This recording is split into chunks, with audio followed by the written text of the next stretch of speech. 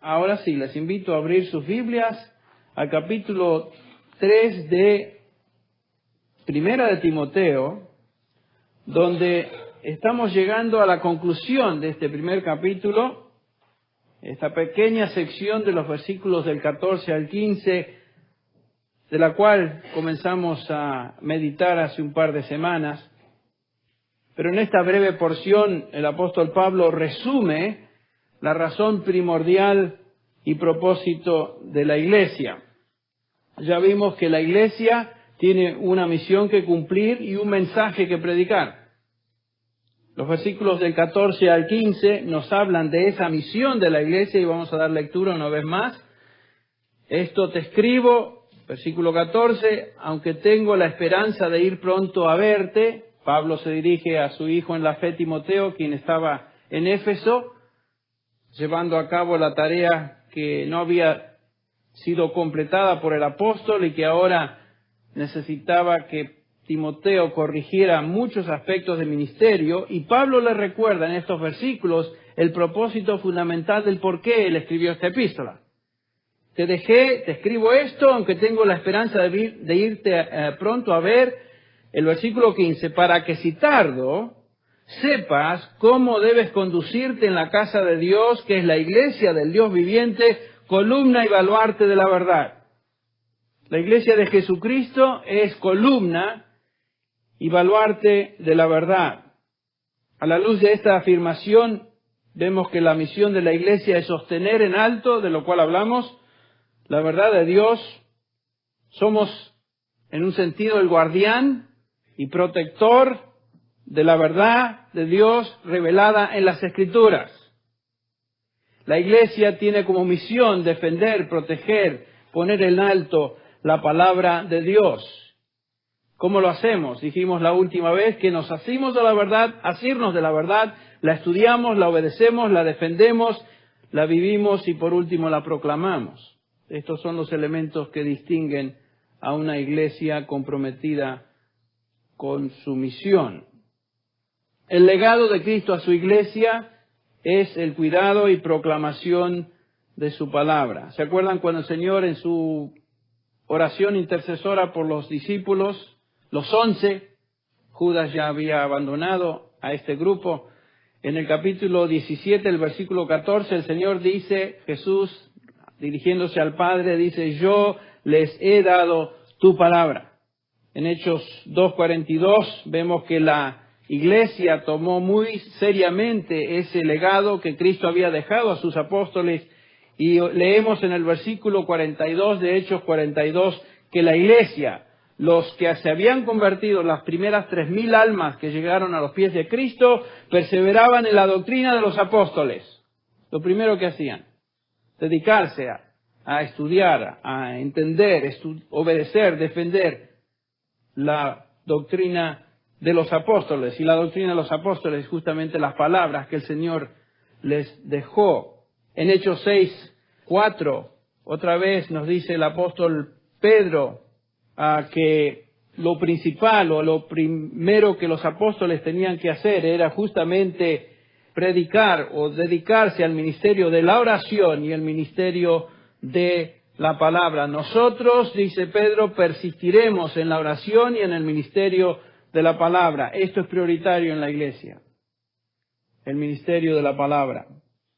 En Hechos 4, el versículo 31, nos dice que y hablaban con denuedo la palabra de Dios. Los creyentes habían tomado ese reto seriamente. Hablaban con denuedo la palabra de Dios. Hechos 12:24 dice, pero la palabra del Señor crecía y se multiplicaba. Otra vez en el capítulo 12 de Hechos, el versículo 20 dice, así crecía poderosamente y prevalecía la palabra del Señor. En otras palabras, la defensa y proclamación, el ministerio de la palabra de Dios siempre ha sido la misión de la iglesia, desde su comienzo hasta el día de hoy, nada ha cambiado.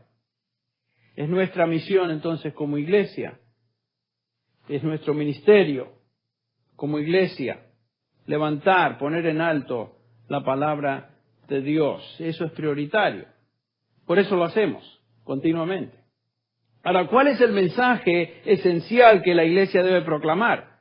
De eso justamente nos habla el versículo 16 de este pasaje de 1 Timoteo 3, al cual vamos a dar lectura. Este es el mensaje de la iglesia. La misión es exaltar, poner en alto la palabra de Dios. El mensaje es el siguiente, versículo 16. E indiscutiblemente grande es el misterio de la piedad. Dios fue manifestado en carne, o Él fue manifestado en carne, como algunas versiones lo tienen, justificado en el Espíritu, visto de los ángeles, predicado a los gentiles, creído en el mundo, recibido arriba en gloria. El mensaje de la iglesia es el mensaje del Evangelio de Jesucristo en una forma singular. Esta es la médula de lo que la iglesia predica y enseña. En Lucas 24, en los versículos 46 y 47, el Señor Jesús les recordó a sus discípulos y les dijo, así está escrito, que el Cristo padeciera y resucitara de entre los muertos al tercer día, y que en su nombre se predicara el arrepentimiento para el perdón de pecados a todas las naciones, comenzando desde Jerusalén. Este mensaje entonces se convierte, el mensaje del Evangelio de Jesucristo, se convierte en el mensaje de los apóstoles. Los apóstoles continuamente y constantemente hablaban del Señor Jesucristo. Tal vez un ejemplo característico de este mensaje apostólico lo encontramos en Hechos 10. Este es el apóstol Pedro. Comenzando con el versículo 37, Pedro dice, vosotros sabéis lo que ocurrió en toda Judea, comenzando desde Galilea después del bautismo que Juan predicó. Vosotros sabéis cómo Dios ungió a Jesús de Nazaret, y ahí comienza, con el Espíritu Santo y con poder, el cual anduvo haciendo bien y sanando a todos los oprimidos por el diablo, porque Dios estaba con él. Escuchen la transición ahora en el versículo 39. Y nosotros, dice Pedro, en nombre de los apóstoles, y nosotros somos testigos de todas las cosas que hizo en la tierra, de los judíos y en Jerusalén, y también le dieron muerte colgándole en la cruz. A este, hablando de Jesús, Dios le resucitó al tercer día e hizo que se manifestara no a todo el pueblo, sino a los testigos que fueron escogidos de antemano por Dios. Es decir, y otra vez Pedro dice, a nosotros. ¿Quiénes son nosotros? Los apóstoles. ¿Cómo sabemos esto? Porque dice el versículo, a nosotros que comimos y bebimos con Él, después de que resucitó de los muertos. Y escuche, este es lo que nos mandó a hacer, dice el versículo 42, y nos mandó a predicar, al pueblo y testificar con toda solemnidad que este Jesús es el que Dios ha designado como juez de los vivos y los muertos. Pedro dice, nosotros que fuimos testigos de lo que Él hizo y predicó, fuimos mandados a predicar. Nosotros los apóstoles fuimos encomendados. En otras palabras, Pedro dice, ese mensaje no fue una opción que teníamos, sino que fue un mandamiento de Dios. Nosotros fuimos mandados o encomendados a predicar ¿qué? Jesucristo, el Evangelio de Jesucristo. Pablo afirma o corrobora lo mismo como apóstol en 1 Corintios 1:23 cuando dice, pero nosotros predicamos a Cristo. ¿Cristo cómo? Cristo crucificado, piedra de tropiezo para los judíos, ¿se acuerdan? Y necedad para los gentiles. No importa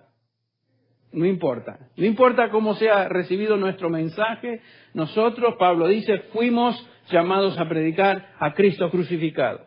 En esta misma epístola, en el capítulo 2, versículo 2, el apóstol Pablo dice, pues nada me propuse saber entre vosotros, excepto a Jesucristo y a este crucificado. No especulaciones, no filosofías, no debates, no ideas de seres humanos o cosas que podrían ser lindas de escuchar, sino que me propuse, dice Pablo, saber nada, sino Cristo crucificado, el mensaje apostólico. 2 Corintios 1:19, porque el Hijo de Dios, Cristo Jesús, fue predicado entre vosotros por nosotros. Cristo Jesús, Otra vez. 2 Corintios 4:5, porque no nos predicamos a nosotros, dice Pablo, nosotros mismos, sino a Cristo Jesús como Señor, y a nosotros como siervos vuestros por amor de Jesús. Otra vez. El mensaje es uno, Jesucristo. No hay otro mensaje. Juan, el apóstol, en su primera epístola, capítulo 1, versículo 1, dice, lo que existía desde el principio, lo que era desde el principio, lo que hemos oído, lo que hemos visto con nuestros ojos. Este es el apóstol Juan, testigo del Señor Jesús. Lo que hemos contemplado y lo que han palpado nuestras manos acerca del verbo de la vida, y le llama a Cristo el verbo de la vida. Pues la vida fue manifestada y nosotros la hemos visto y damos testimonio, y os anunciamos la vida eterna, dice Juan, la cual estaba con el Padre y se nos manifestó. ¿A quién se refiere? A Cristo, Jesucristo. Lo que hemos visto y oído, dice, os proclamamos también a vosotros. Otro del grupo apostólico. El mensaje nunca cambia. Pedro, Pablo, Juan, el resto de los apóstoles predicaban a Jesucristo. El mensaje apostólico era y es el mensaje de Jesucristo, el Evangelio de Jesucristo. Ese mensaje no ha sido alterado, no puede ser alterado, es el mismo desde aquel día hasta el presente. La Iglesia, si va a ser fiel a su llamado, debe siempre proclamar el mensaje de Jesucristo. Entonces, 1 Timoteo 3, versículos del 14 al 16, en este breve pasaje, el apóstol resume, el propósito, la misión de la Iglesia, mantener en alto y defender la verdad de Dios y el mensaje primordial de esa verdad de Dios, que es el mensaje del Evangelio de Jesucristo. Ahora veamos en forma más detallada el versículo 16, comenzando con esa gran declaración. Grande es el ministerio de la piedad. El versículo comienza con la palabra indiscutiblemente. Bueno, no sé por qué los traductores de la Biblia Valera la tradujeron así. Porque es una forma del verbo homologueo, que quiere decir lo mismo. ¿Se acuerdan? Lo hemos tratado en otros contextos. Era una palabra, o es una palabra muy común en el Nuevo Testamento. Quiere decir confesar. Si confesamos nuestros pecados, y la palabra es homologueo, si decimos lo mismo que Dios dice acerca de nuestros pecados, confesar, literalmente quiere decir lo mismo, Traducido en forma literal, este pasaje nos dice, todos dicen lo mismo. Pablo se está refiriendo a una afirmación o confesión común en la iglesia. Es la confesión de todos, dice Pablo. La idea es que esta era la convicción unánime entre los creyentes. Todo el mundo en la iglesia está de acuerdo con esta declaración. Es lo que Pablo está diciendo. ¿Cuál declaración, Pablo? Grande es el misterio de la piedad. Toda la iglesia decía lo mismo. Bueno, es muy posible que esta declaración, grande es el misterio de la piedad, sea una frase paralela a la confesión pagana en Éfeso, que encontramos, por ejemplo, en Hechos 19:28, cuando después de que se armó aquella gran trifulca, ustedes recuerdan que viene el Evangelio a Éfeso, y claro, la gente comienza a confesar a Jesucristo, algunos se entregan al Señor, y aquellos que, como el platero Demetrio, que era uno de los mercaderes que hacían estatuitas de Diana, ¿se acuerdan? Claro, la gente se está convirtiendo, quiere decir que le mueve el piso al negocio. Entonces se arma una gran cosa ahí y leemos en el versículo 28, por ejemplo, del capítulo 19, cuando oyeron esto se llenaron de ira y gritaban diciendo, grande es Diana de los Efesios. ¿Ustedes creen que eran tan religiosos? Yo personalmente no pienso que eran tan religiosos. Pienso que el problema era de tipo negocio. De todas maneras, estos paganos decían, grande es Diana de los Efesios. Ustedes recuerdan que los Efesios, donde Timoteo se encuentra, donde esta epístola va dirigida, eran personas que adoraban a la diosa Diana o su equivalente masculino, que era Artemis, de lo cual hablamos la última vez, el dios de la fertilidad. Es posible que Pablo haya tenido en mente esta frase o esta declaración de los Efesios cuando él escribe, en contraste a esa frase, grande es Diana de los Efesios, lo que él ahora escribe, grande es el misterio de la piedad. Diana no es la grande, lo que es grande es el misterio de la piedad, al cual se convirtió ahora sí en una declaración cristiana. Y dice, todo el mundo cristiano dice lo mismo, o está de acuerdo con esta declaración, grande es el misterio de la piedad. Como ya dijimos muchas veces, la palabra misterio o traducida misterio no se refiere a algo misterioso, sino a una verdad que estaba escondida, ¿se acuerdan? Que ahora está siendo revelada. Esta frase misterio de la piedad es paralela al misterio de la fe que ya vimos en el versículo 9 de este mismo capítulo. Ustedes recuerdan que ya lo meditamos, lo explicamos, dice el versículo 9, que guarden el misterio de la fe con limpia conciencia. La fe cristiana, en esencia, es una fe que no se limita simplemente a asentir con el intelecto un cuerpo de doctrina. En este caso, la doctrina apostólica. El decir que yo creo en Jesucristo, en decir que yo creo lo que la Biblia enseña acerca de Jesucristo, simplemente con el intelecto, no es suficiente. Dice Pablo, grande es el misterio de la piedad. Y lo que está enfatizando, creo, el apóstol es que una fe cristiana, si es genuina, se manifiesta y produce ¿qué? Piedad. Piedad. Por gracia sois salvos por medio de la fe, es cierto. Y esto no es de vosotros, pues es don de Dios. Y muchos se detienen ahí. Bueno, claro, por gracia sois salvos por la fe, yo creo, se acabó. Como viva no importa, el punto es que yo creo. Bueno, la Biblia nos dice que los demonios también creen y tiemblan. Entonces el asentir intelectualmente con un cuerpo de doctrina que llamamos la fe cristiana no es suficiente si esa fe no está acompañada de ¿qué? De piedad. Ese es el punto. Por eso Pablo, aún en Efesios capítulo 2, versículo 10, dice, porque somos hechura suya, creados en Cristo Jesús, ¿para qué? Buenas obras. Las buenas obras nos salvan, ¿saben?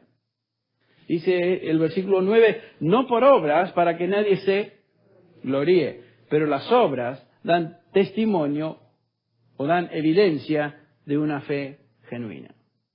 Pablo dice, este es el misterio de la piedad. La fe cristiana es una fe que se demuestra por medio de la piedad. Entonces Pablo se refiere a Jesús. Puedes también que esta frase tenga una referencia particular a Jesucristo, quien es, Jesucristo es la revelación encarnada de la piedad. El misterio de la piedad entonces tiene estos dos sentidos. Puede referirse a la manifestación práctica de la piedad en la vida de los cristianos, o en el caso particular del contexto, posiblemente se refiere a la encarnación de la piedad, quien es Jesucristo. Entonces los paganos en Éfeso declaraban, grande es Diana de los Efesios, en contraste a ellos, los creyentes declaraban, grande es el misterio de la piedad. Ahora revelado en Jesucristo, este es el Evangelio. Entonces, esto que sigue, en el versículo 16, constituye un himno que posiblemente la iglesia de la época cantaba. Era un himno con 6 líneas. Ustedes la pueden notar ahí. 6 líneas, con 6 verbos aoristos en tercera persona singular, lo cual nos enseña que se refiere a una tercera persona, esa tercera persona, Cristo Jesús. Pero era un himno de la iglesia. Y cantaban esto.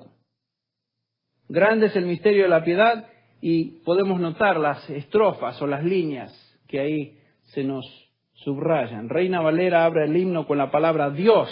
Dios fue manifestado en carne. Bueno, en los manuscritos más antiguos, la palabra es él o quién, hos, no es teos, como algunos manuscritos más modernos dicen. Posiblemente algún escriba, ya ha sucedido, tenemos manuscritos muy, muy antiguos que tienen la palabra hos, que quiere decir quién o el qué. Y después tenemos manuscritos mucho más contemporáneos, más cerca a nuestra época, que tal vez dicen Dios. Lo que pasó es que algún escriba, con un celo particular, quiso afirmar de que la persona a quien este himno se refiere era Cristo encarnado, era Dios. Entonces él inserta la palabra Dios para que a nadie se le pase, ¿no? Que la persona de quien hablamos es Jesucristo. Sin embargo, la palabra es ¿quién? Y por supuesto se refiere a Jesucristo. ¿Qué nos dice este himno acerca de Jesucristo? Bueno, acá nos dice que en primer lugar fue manifestado en carne. La palabra es phanerao, que quiere decir revelar, hacer visible. No quiere decir que Cristo vino a existir, sino que Cristo ya existía. Cristo siempre existió. Más, este pasaje creo que afirma la preexistencia de Jesucristo. Jesucristo existió desde la eternidad porque Él es Dios. Pero en este momento es manifiesto, se hace visible a los ojos de los seres humanos. Ustedes recuerdan las palabras del Señor Jesús. En Juan 8:58 Jesús les decía, en verdad os digo, antes que Abraham, ¿qué? Fuera, yo soy. O sea, no se les olvide que yo he existido mucho antes que Abraham. En el capítulo 17 de Juan, el versículo 5, orando el Señor dice, y ahora glorifícame tú, Padre, junto a ti, con la gloria que tenía contigo antes de la fundación del mundo. Cristo siempre existió. Cristo es Dios. En el principio era el Verbo, y el Verbo estaba con Dios, y el Verbo era Dios. En la encarnación Jesucristo se hizo entonces visible, fue manifestado a los ojos humanos. Colosenses 1:15 nos dice de Jesucristo, Él es la imagen del Dios invisible. El primogénito de toda la creación, el primero, en sentido de jerarquía, no que fue creado.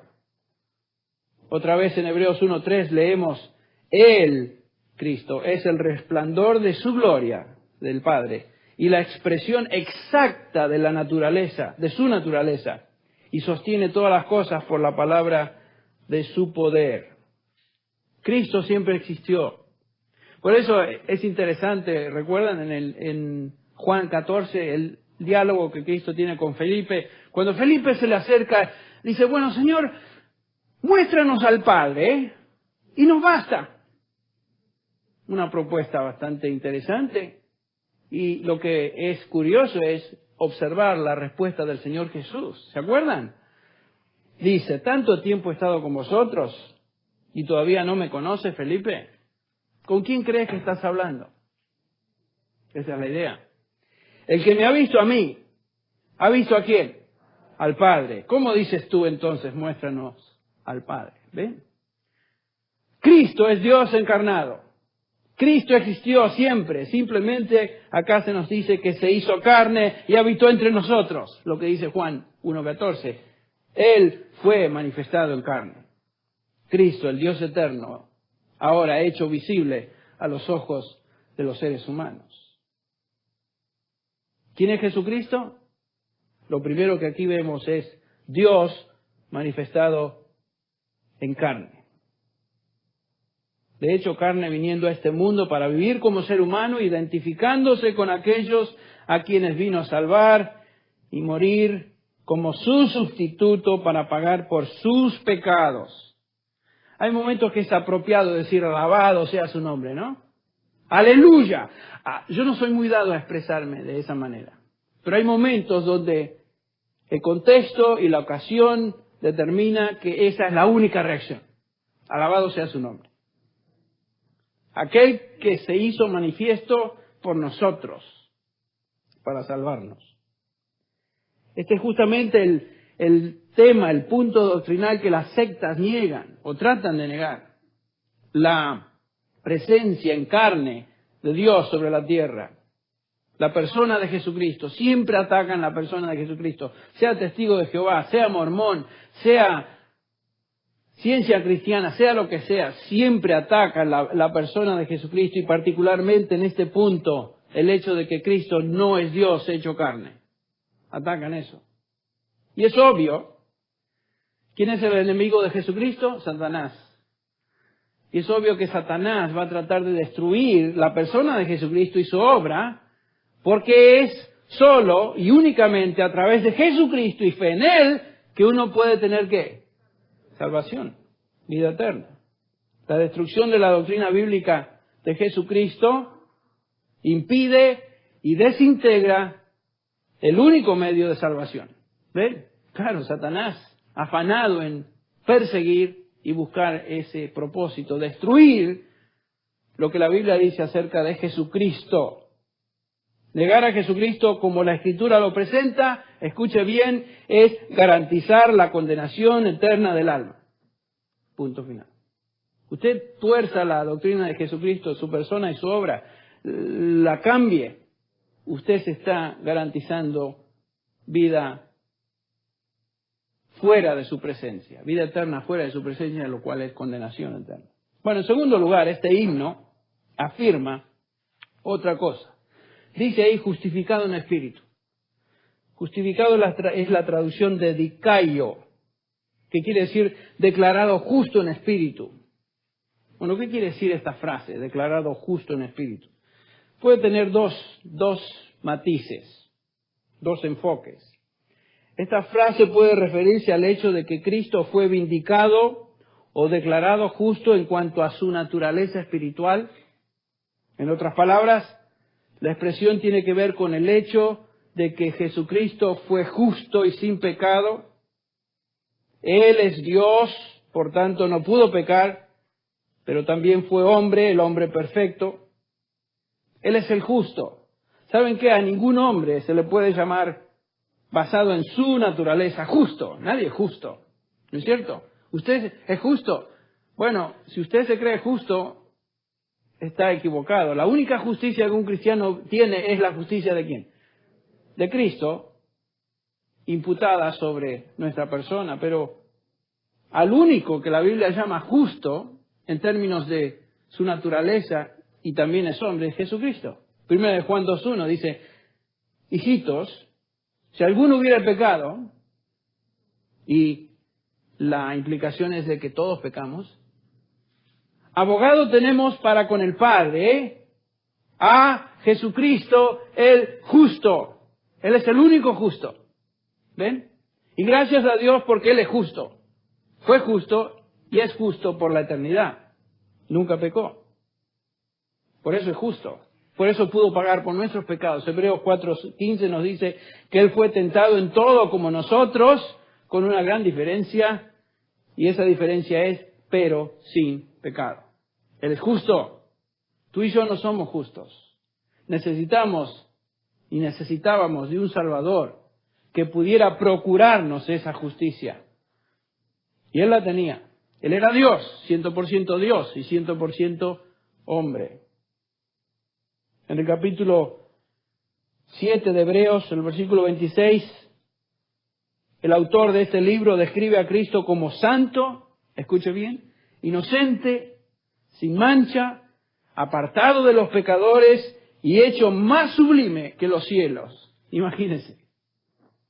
El único que puede ser descrito en esos términos es Jesucristo. Sin duda Jesucristo fue el justo, quien murió entonces ahora sí como sustituto de aquellos que no lo eran. Nosotros, pecadores.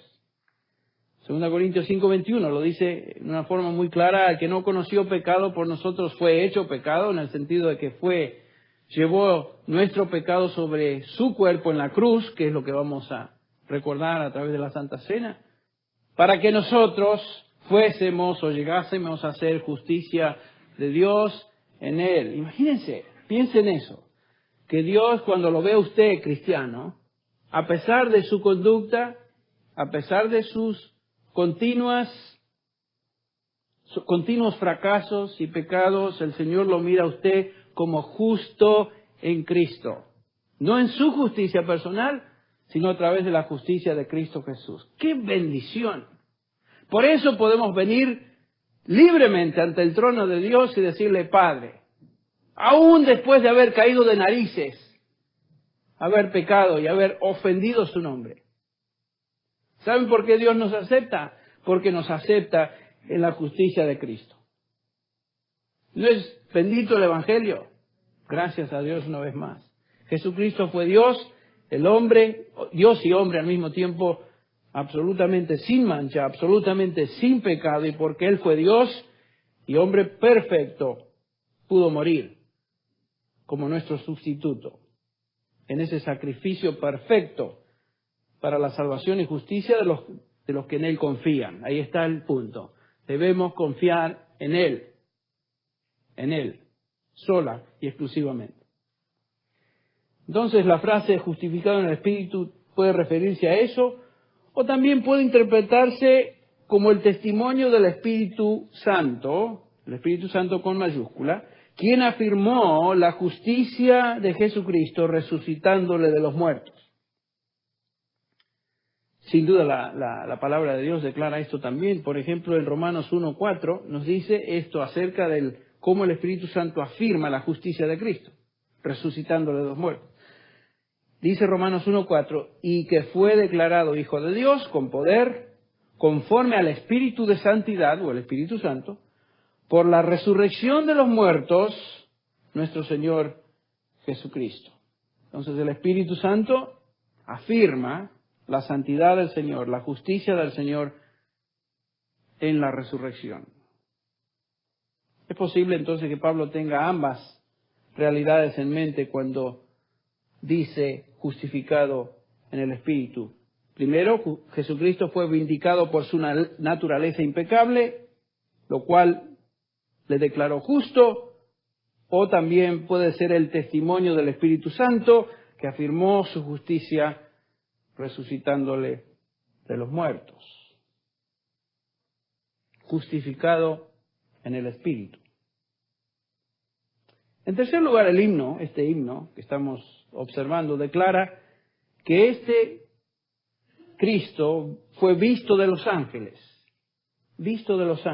orao, que es la palabra griega que quiere decir visitar u observar. Tiene también la idea de atender a alguien. Y es obvio que los ángeles, a través de la vida de Cristo, desde su nacimiento hasta su ascensión, estuvieron involucrados en su vida, en su ministerio, los ángeles. Mateo 1 y 2 vimos que los ángeles fueron parte de su nacimiento. Lo leemos particularmente en Mateo 1 y 2. Los ángeles ministraron al Señor durante su tentación también, ¿se acuerdan? En Lucas 22:43 nos dice el autor, Lucas, que un ángel del cielo vino para fortalecerle cuando él estaba siendo tentado y atribulado. En varias ocasiones vemos este tipo de manifestación de ángeles durante el ministerio de Jesús. Venían y ministraban al Señor. Interesante. En una ocasión, ustedes recuerdan, ante Pilato, el Señor Jesús expresó, miren, si yo quisiera, yo pediría al Padre y Él mandaría ¿qué? Legiones de ángeles para protegerme. En otras palabras, yo no vine acá para ser protegido de mi misión. Si yo quisiera, haría esto y legiones de ángeles me defenderían. O sea, los ángeles están sometidos ante Él. Pero vemos que a través del ministerio los ángeles observaban su vida y ministraban a Él. Pero en particular esta frase aquí, visto de ángeles, se refiere a su muerte y su resurrección, la cual se convierte en el punto focal de su ministerio. Quisiera mencionar que tanto ángeles caídos como ángeles santos tuvieron la oportunidad de ver. Y aun aquellos que no lo vieron inmediatamente y automáticamente durante su crucifixión, nos dice Pedro que Cristo, después de haber muerto, en su espíritu descendió y comunicó su triunfo en la cruz a ángeles encadenados. Leemos, por ejemplo, en el 1 Pedro 3:18, porque también Cristo murió por los pecados una sola vez, el justo por los injustos, para llevarnos a Dios, muerto en la carne, pero vivificado en el Espíritu, en el cual también fue y predicó a los espíritus encarcelados. Y nos escribe el apóstol Pedro a quienes se refiere. Quienes en otro tiempo fueron desobedientes cuando la paciencia de Dios esperaba en los días de Noé. Aparentemente, no todos los demonios están activos y sueltos para llevar a cabo su obra maléfica sobre los seres humanos. Hay un grupo de estos que está encarcelado, está atado.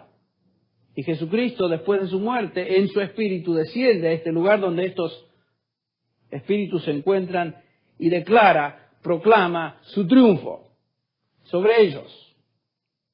Pablo nos dice en Colosenses 2:14 que el Señor despojó, ¿se acuerdan?, a los principados y potestades y los exhibió públicamente, triunfando sobre ellos en la cruz. Los ángeles caídos, todos ellos, le vieron como el victorioso sobre el pecado, la muerte y el infierno. Y ellos saben eso. Ya saben que están derrotados. Ahora, los ángeles santos, los obedientes, aquellos que no se fueron con Satanás, también vieron la muerte y crucifixión, muerte y resurrección del Señor. Marcos 16, Lucas 24, Juan 20, nos indica que ángeles se aparecieron afirmando la resurrección del Señor. En Hechos 1, del 10 al 11, vemos que ángeles se encuentran presentes durante la ascensión del Señor Jesucristo al cielo. Lo que vemos en el Nuevo Testamento es que los ángeles, todos los ángeles, estuvieron envueltos en la vida del Señor Jesús sobre la tierra desde el principio al fin. El punto de esto es que Jesús vino al mundo, Él era Dios, era hombre perfecto, fue a la cruz y en su muerte selló el triunfo sobre el pecado, sobre la muerte y sobre las fuerzas del infierno. El resultado es que entre las huestes espirituales, tanto maléficas como santas, los ángeles caídos le vieron en asombro y le despreciaron. Los ángeles santos le vieron en su asombro y en su asombro, mejor dicho, le adoraron. Pero los ángeles vieron lo que Cristo hizo. En cuarto lugar, el himno nos dice que fue predicado a los gentiles. Predicado a los gentiles. Después de su resurrección, Cristo Jesús es predicado entre las naciones, que era justamente en obediencia a la gran comisión. Cristo Jesús mandó a sus discípulos a predicarle a todo el mundo, a toda nación, aquel que murió a favor de los pecadores y resucitó. Ese mensaje es el mensaje de salvación que se dirige a todas las naciones. Cristo Jesús es el Salvador del mundo. El Evangelio no se limita a los judíos. El Evangelio no era una secta, el cristianismo no era una secta judía, aunque algunos de los judíos lo vieron así. El cristianismo es el Evangelio de salvación a toda criatura. Cristo dijo, id por todo el mundo y hacer discípulos de todas las naciones. Entonces, el himno dice acá que fue predicado entre los gentiles. Etne es la palabra, etne, naciones. Ahora, número 5, leemos que fue creído en el mundo. Bueno, como resultado de esa predicación del Evangelio, muchos creen. Desde Jerusalén, Judea, Samaria, hasta lo último de la tierra. Muchos creen. Nos dice Hechos 2:41 que la primera iglesia inmediatamente trajo a su grupo 3.000 almas. No es que la iglesia lo hizo, Dios trajo a salvación 3.000 almas. En el versículo 47 de este capítulo 2 de Hechos nos dice que el Señor continuaba añadiendo a la iglesia los que habían de ser salvos. Entonces los que creían eran agregados. Entre paréntesis, el resto del libro de los Hechos es simplemente una descripción del crecimiento numérico y espiritual de la iglesia primera. El punto es que, de acuerdo a este himno y de acuerdo a la realidad, es que Cristo fue creído en el mundo. Fue creído en ese entonces y ¿saben qué? Gracias a Dios continúa siendo creído por millares de personas. Gracias a Dios por eso. Y finalmente dice acá el himno que fue recibido arriba en gloria. Fue recibido en gloria. Hechos 1, 9 y 10 dice lo siguiente. Después de haber dicho estas cosas, fue elevado mientras ellos miraban, y una nube le recibió y le ocultó de sus ojos. Y estando mirando fijamente al cielo mientras él ascendía, aconteció que se presentaron junto a ellos dos varones, dos ángeles, con vestiduras blancas, que les dijeron: varones Galileos, ¿por qué estáis mirando al cielo? Este mismo Jesús que ha sido tomado de vosotros al cielo, la ascensión, vendrá de la misma manera tal como le habéis visto ir al cielo. Y este es el final del ciclo, ¿ven? Cristo vino del cielo, fue manifestado en carne, llevó a cabo su obra perfecta, llamó a un número selecto de predicadores, los apóstoles, para proclamar su evangelio, o maestros también. Llama a los creyentes que creen, a todos los creyentes a través del mundo, que sean testigos de Él. Y finalmente acá vemos que Él asciende al cielo de donde vino para sentarse a la diestra del Padre. ¿Y qué es lo que Cristo está haciendo hoy? Está en ese lugar exaltado, intercediendo por aquellos que Él vino a salvar. Usted y yo, como iglesia de Jesucristo, usted y yo fuimos llamados a poner en alto entonces nuestra misión, poner en alto la verdad de Dios revelada en su palabra, y también fuimos llamados a proclamar el mensaje del Evangelio de Jesucristo. Esto es la médula, esto constituye la médula del ministerio de la iglesia. Todo lo demás que hacemos es secundario. Todo lo demás es totalmente secundario a estas dos prioridades. Oh, que el Señor nos conceda, ¿no es cierto?, un espíritu sensible a estas cosas y una vida que demuestre esto en la práctica día a día. Padre, te agradecemos en esta mañana por esta breve meditación en cuanto a este himno que aquellos primeros cristianos cantaban, recordando la obra, la vida y la obra de nuestro Señor Jesucristo. Gracias te damos, Señor, porque Cristo vino a este mundo. Tú te encarnaste por medio de tu Hijo y viniste a este mundo a morir, a vivir, identificarte con nosotros, vivir una vida sin pecado y morir como el justo por nuestros pecados, de tal manera brindándonos salvación. Te agradecemos en esta mañana, Padre, en el nombre de Jesús. Amén.